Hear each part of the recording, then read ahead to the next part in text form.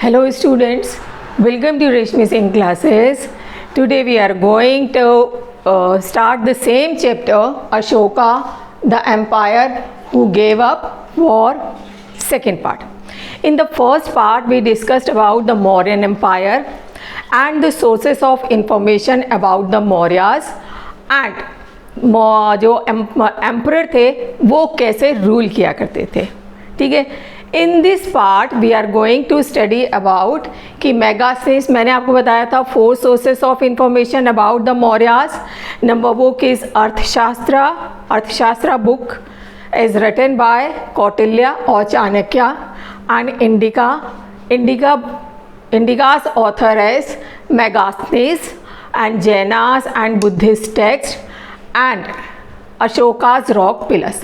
तो मेगास्थनीज ने अपनी बुक इंडिका में कैसे डिस्क्राइब किया वो मैं आपको इस चैप्टर में, इस पार्ट में बताऊंगी. आप भी ध्यान से सुनिएगा कि उसने अपनी बुक में क्या लिखा. The emperor and the capital city Megasthenes. The occasion on which the emperor appears in the public are celebrated with royal procession. जिस तरह राजा किस तरह वो जनता के बीच में आते हैं, एक रॉयल प्रोसेशन होता है, बहुत भव्य प्रोसेशन निकाला जाता है जब राजा पब्लिक के बीच में अपीयर होते हैं. क्लियर बेटा? Royal procession carried in a golden palanquin means जो राजा जब अपीयर होते हैं जनता के बीच में तो वो गोल्डन पालकी में बैठ के आते हैं. मीन्स सोने की पालकी डेकोरेटेड विथ प्रीशियस स्टोन्स. उस पालकी में बैठ के वो जनता के बीच में आते हैं. His guards ride elephants decorated with gold and silver. और जो हाथी होते हैं, गार्ड्स उनके हाथी पे होते हैं और हाथी भी डेकोरेट किससे किए जाते हैं, उनको गोल्ड और सिल्वर के ऑर्नामेंट्स पहनाए जाते हैं.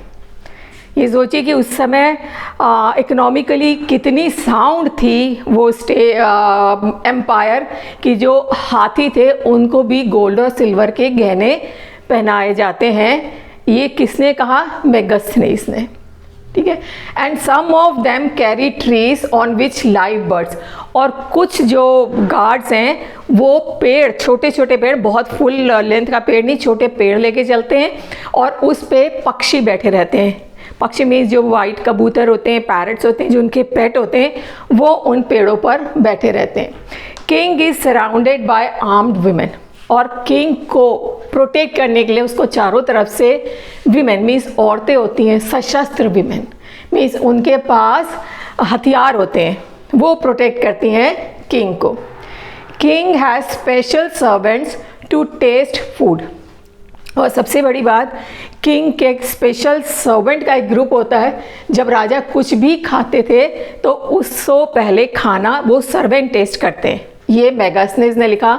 ये आपको याद होगा जोधा अकबर एक पिक्चर आई थी और जब जोधा पहली बार रसोई बनाती हैं तो उनको ही खुद खाना पड़ता है कि वो जहर ना दे दें अकबर को. तो इसी तरह एक पूरा ग्रुप होता था सर्वेंट्स का, वो पहले खाना टेस्ट करते थे कि राजा को कोई जहर ना खिला दे.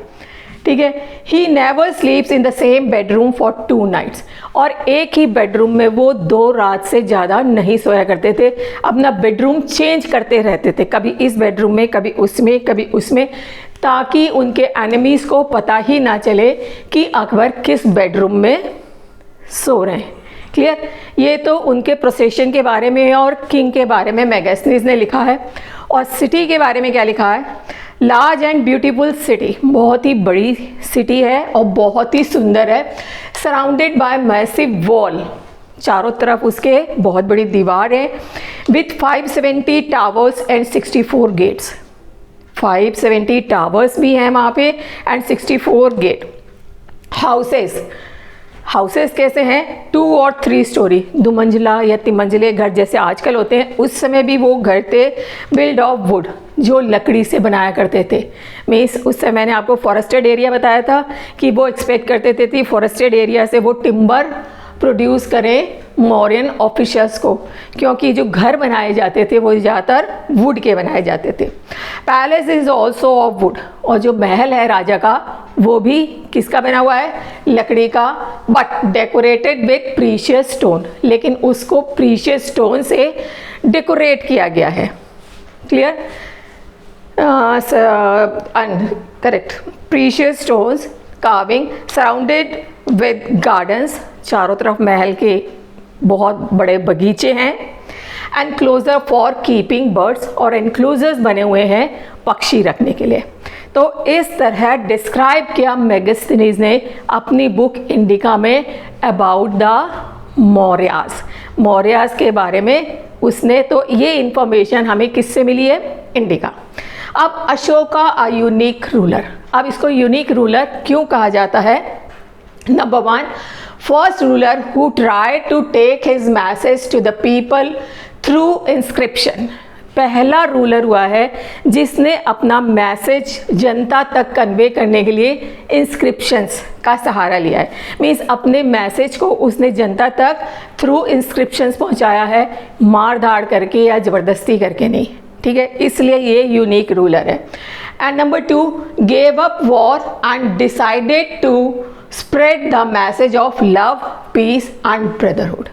ये एक पहला रूलर हुआ है जिसने लड़ाई छोड़ दी, मतलब उसने ये फैसला किया कि आगे फ्यूचर में नहीं लड़ेंगे। And spread the message of love, means प्यार, शांति और भाईचारे का मैसेज उसने स्प्रेड करने की कोशिश की।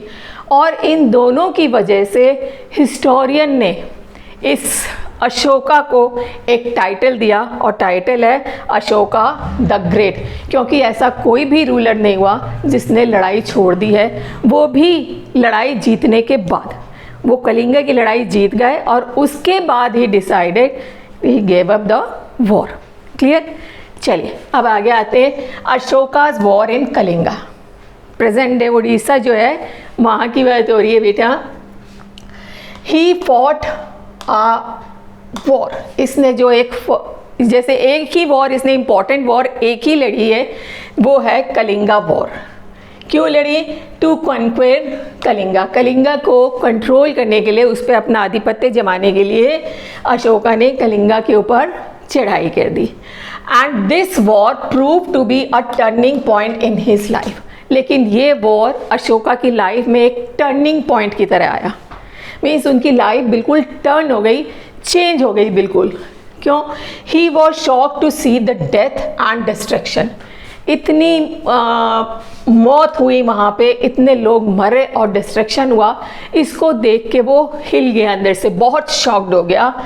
The bloodshed and heavy massacre occur during war, किसी का हाथ नहीं, किसी का पैर नहीं, हर जगह चीखम चिल्लाहट, लोग करहा रहे, ये सब देख के वो बहुत ज़्यादा शॉक्ड हो गया और उसने डिसाइड किया कि अब मैं आगे से कभी लड़ाई नहीं लड़ूंगा। मीन्स ये कलिंगा की वॉर देख के इतना डिस्ट्रक्शन वगैरह, उसने डिसाइड किया कि नहीं अब हम आगे लड़ाई नहीं लड़ेंगे। उसने लड़ाई करने का फ्यूचर में छोड़ दिया। और मैं बता रही हूँ आपको, तो आपको लग रहा होगा कि मैम ने जो बुक में लिखा है इसलिए हमें बता रही हैं, लेकिन अशोका ने खुद ने अपने इंस्क्रिप्शन के थ्रू ये मैसेज कन्वे किया पब्लिक को, क्योंकि मैंने बताया था ना इंस्क्रिप्शन के थ्रू भी हमें इंफॉर्मेशन मिलती है अबाउट द मौर्यास। तो Ashoka's inscription describing the Kalinga war, उसने कलिंगा वॉर को अपने इंस्क्रिप्शन में, मीन्स रॉक पिलर्स के ऊपर इंस्क्राइब करवाया। क्या लिखा? 8 years आफ्टर बिकमिंग किंग आई कन्क्वेड कलिंगा, 8 साल बाद जब मैं राजा बना तो मैंने कलिंगा पे चढ़ाई की या वॉर किया। 1.5 पीपल आर कैप्चर्ड, करीब 1.5 लाख लोग पकड़े गए। Lakhs of people die, 1 lakh लोग मर भी गए।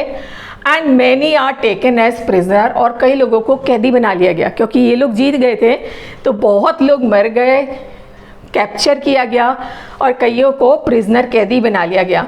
ब्राह्मण्स मॉन्क्स ऑल्सो डाई, ब्राह्मण, साधु, संत, किसी के father, brother, means innocent people भी इस लड़ाई के अंदर मारे गए। दैट्स वाई, इस वजह से आई एम सैड, मैं बहुत ज़्यादा परेशान हूँ या दुखी हूँ। And I have decided to observe Dhamma, और मैंने डिसाइड किया है कि धामा, धामा इज़ अ प्राकृत वर्ड और इसको संस्कृत में कहते हैं धर्म। तो उसने ये कहा I have decided to observe Dhamma means अब मैं धर्म को ऑब्जर्व करना चाहता हूँ। Clear? And I believe that winning people over through dharma is much better than conquering them through force। Means ज़बरदस्ती हम उनको नहीं जीत सकते, अगर हम उनको प्यार से और धर्म से लोगों को जीतना चाहेंगे तो हम उनको ईजिली जीत सकते हैं, ऐसा मानना था अशोका का।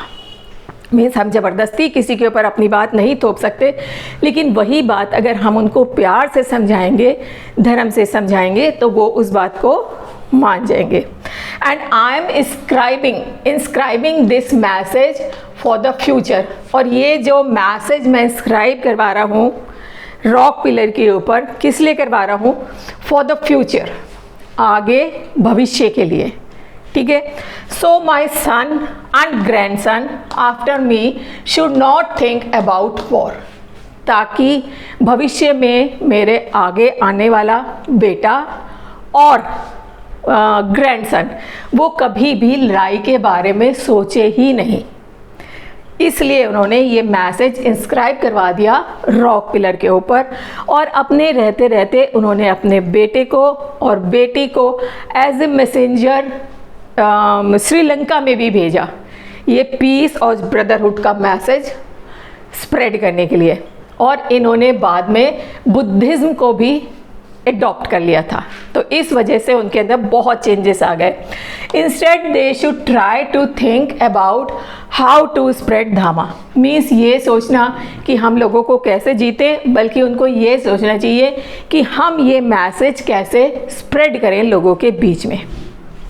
तो इससे हमें ये प्रूफ हो जाता है कि अशोका ने, ये कलिंगा वॉर अशोका की लाइफ में एक टर्निंग पॉइंट थी, और उन्होंने लड़ाई के बारे में फ्यूचर में सोचना बंद कर दिया, या उन्होंने गिव अप छोड़ ही दी कि आगे कभी भविष्य में मैं लड़ाई नहीं लड़ूंगा और ना ही मेरे बेटे और बेटी और ग्रैंडसन लड़ेंगे। ठीक है?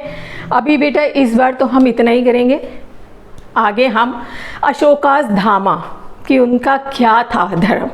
ठीक है? और उन्होंने अपना मैसेज पहुंचाने के लिए कौन कौन सी टेक्निक्स यूज़ की वो मैं आपको थर्ड पार्ट में बताऊंगी।